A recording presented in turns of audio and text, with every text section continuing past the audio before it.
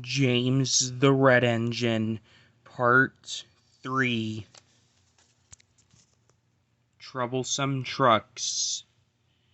James did not see the Fat Controller for several days. They left James alone in the shed, and did not even allow him to go out and push coaches and trucks in the yard. "Oh dear," he thought sadly, "I'll never be allowed out any more. I shall have to stay in this shed for always, and no one will ever see my red coat again. Oh dear, James began to cry. Just then the Fat Controller came along. "I see you are sorry, James," he said. "I hope now that you will be a better engine. You have given me a lot of trouble. People are laughing at my railway, and I do not like that at all." "I am very sorry, sir," said James. "I will try hard to behave." "That's a good engine," said the Fat Controller kindly. "I want you to pull some trucks for me. Run along and find them." So James puffed happily away. "Here are your trucks, James," said a little tank engine. "Have you got some bootlaces ready?" And he ran off, laughing rudely. Oh, said the trucks, as James backed down on them. "We want a proper engine, not a red monster." James took no notice and started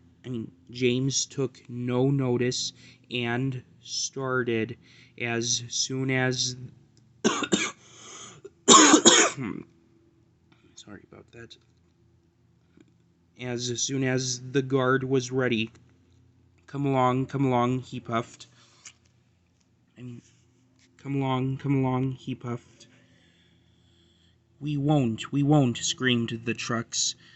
But James didn't care, and he pulled the screeching trucks sternly out of the yard. The trucks tried hard to make him give up.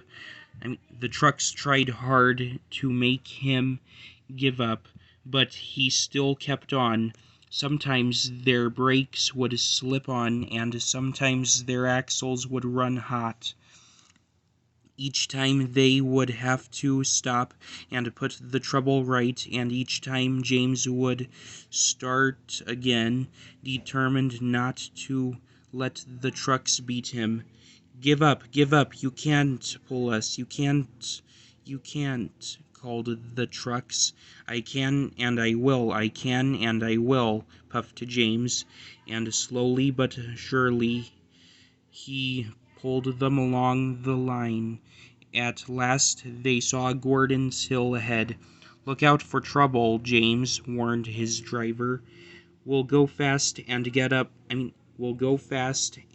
them up before they know it. Don't let them stop you." So James went faster, and they were soon halfway up the hill.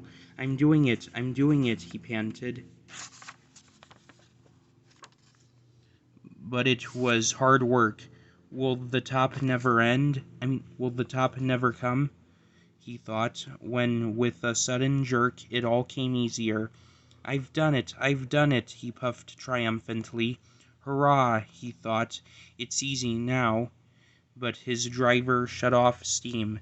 They've done it again, he said. We've left our tail behind. The last 10 trucks were running backwards down the hill. The coupling had snapped, but the guard was brave. Very carefully and cleverly he made them stop. Then he got out and walked down the line with his red flag. "That's why it was easy," said James as he backed the other trucks carefully down. What silly things trucks are. There might have been an accident. Meanwhile, the guard had stopped Edward, who was pulling 3 coaches. "Shall I help you, James?" called Edward. "No, thank you," answered James. "I'll pull them myself." "Good. Don't let them beat you." So James got ready. Then with a peep, he was off. I can do it, he puffed. He pulled and puffed as hard as he could. Peep, pip, peep, peep.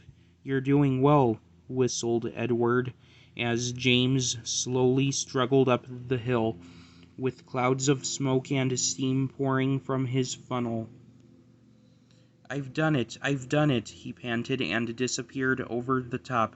They reached their station safely.